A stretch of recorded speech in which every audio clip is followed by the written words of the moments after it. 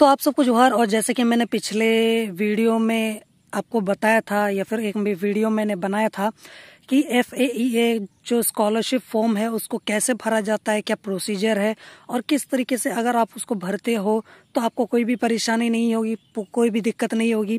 पूरी डिटेल में मैंने आपको हर एक चीज़ बताई थी। अगर आपने वो पूरी वीडियो अच्छे से देखी है तब तो यहाँ पर आपको कोई भी परेशानी नहीं आने वाली, और अगर आ भी गई तो आप उसको बहुत ही आसानी से सॉल्व कर लोगे।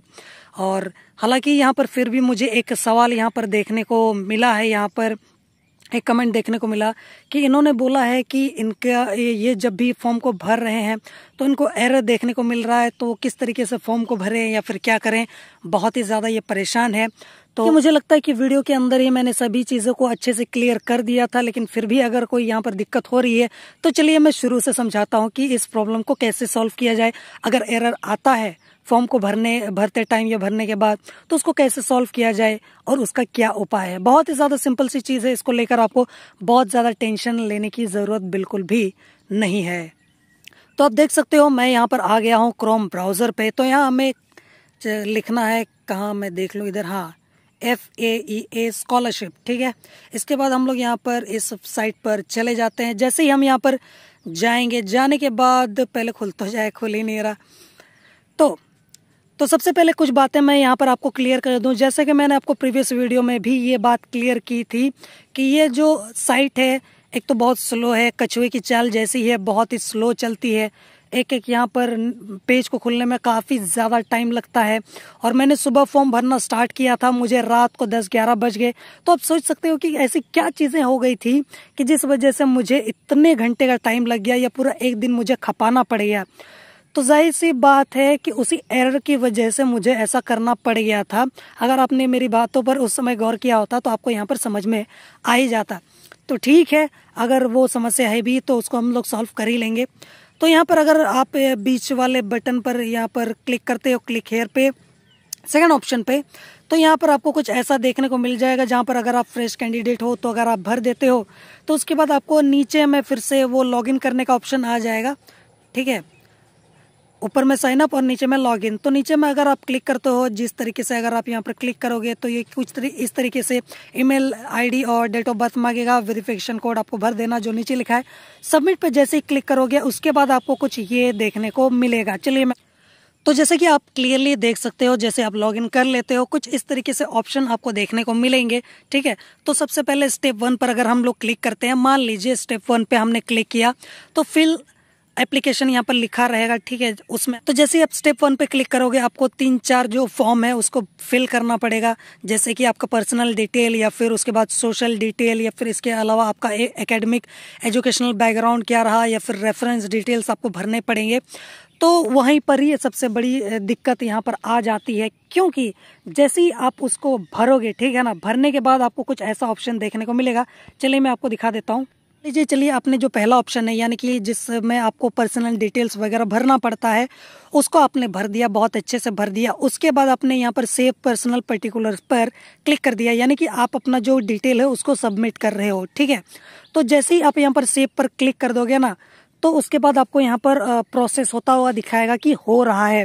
लेकिन क्या होगा कि कुछ देर के बाद अगर आपकी किस्मत अच्छी रही तो आगे जो सोशल डिटेल्स है वो भरने के लिए आपको यहाँ पर देखने को मिल जाएगा। अगर आपकी किस्मत खराब रही तो शुरुआत में ही आपको क्या देखने को मिल जाएगा, एरर देखने को मिल जाएगा। और वो एरर दिखता कैसा है, चलिए वो भी मैं आपको दिखा देता हूँ। तो जैसा कि आप देख सकते हो कि मान लीजिए अगर आपसे पर्सनल डिटेल्स पर क्लिक करते हो और वो आपका प्रोसीड होकर आगे चला गया तो आपका यहाँ पर देखने को मिल जाएगा कि आपका जो यहाँ पर सोशल डिटेल्स है उसको आपको भरने के लिए वहाँ पर सारा जो कुछ भी है वो आ जाएगा जहाँ पर आप भर सकते हो। मान लो अगर आपकी किस्मत खराब रही तो कुछ ऐसा आपको देखने को मिल जाएगा, यानी कि यहाँ पर आपको दिखा देगा कि यहाँ पर आपका एरर आ गया है। मतलब आगे कुछ आएगा ही नहीं, जैसे आप बार बार बैक जाके वापस से क्लिक भी करोगे तो आपको यही एरर बार बार देखने को मिलेगा। मान लीजिए ऐसा एरर आपको देखने को मिल जाता है, ठीक है ना। मान लीजिए आपने बैक बटन जो है वो क्लिक कर दिया तो वापस आप वहीं पर आ जाओगे। हालांकि डिटेल्स वगैरह जो आपने फिल की होंगी वो जैसा का तैसा ही रहेगा, ठीक है, वो जैसा का तैसा ही रहेगा। लेकिन फिर अगर आप यहाँ पर सेव पर्सनल पर्टिकुलर्स पर क्लिक करोगे वापस आप यहाँ पर पहुँच जाओगे। कहाँ पर? ये देखो वापस आप यहीं पर पहुंच जाओगे।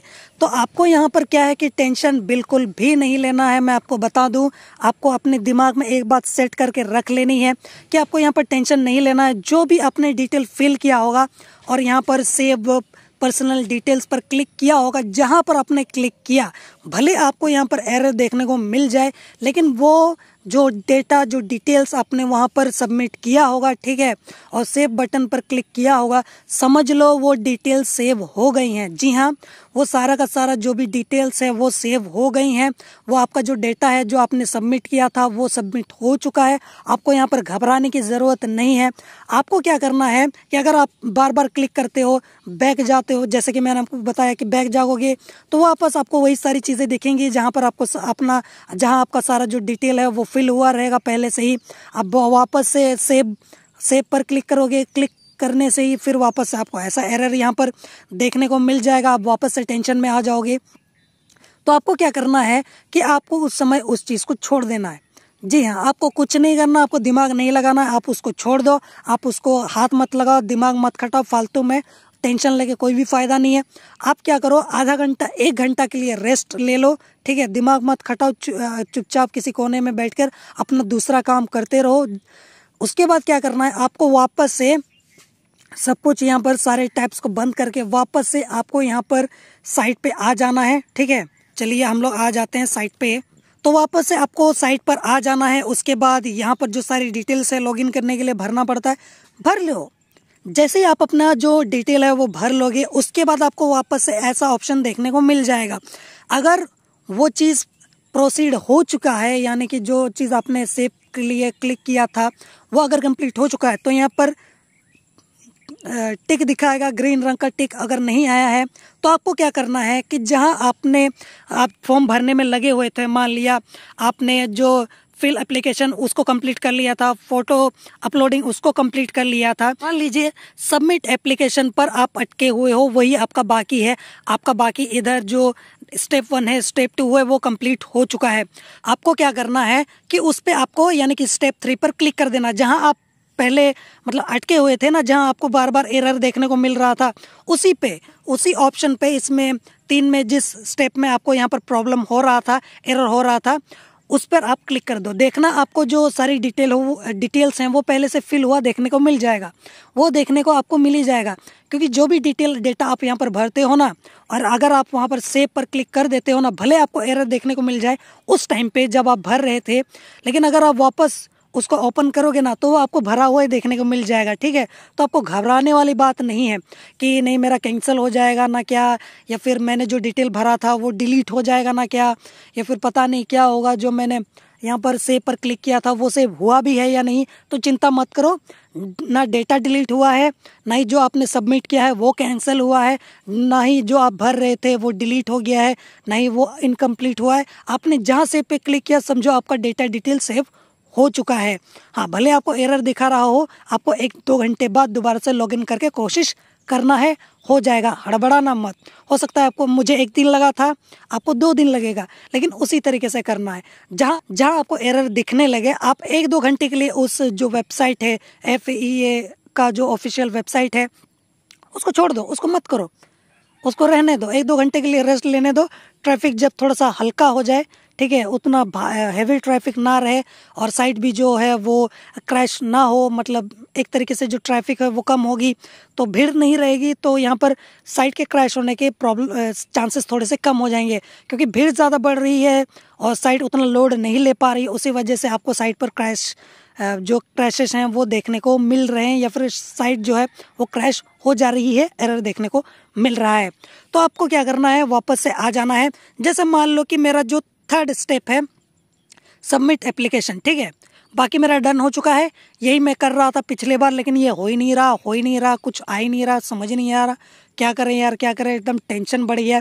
तो आपको यहाँ पर क्लिक कर देना है। ठीक है, अगर आपने पिछले बार जब आप कर रहे थे, अगर आपने डिटेल भरा था और आपने सबमिट पे या फिर सेव पर क्लिक किया था और वहाँ पर आपने प्रोसीड कर दिया था, ठीक है, आपने सेव किया था और आगे आपको प्रोसेस दिखा रहा था, तो समझ लो कि आपका जो डिटेल है वो सेव हुआ रहेगा।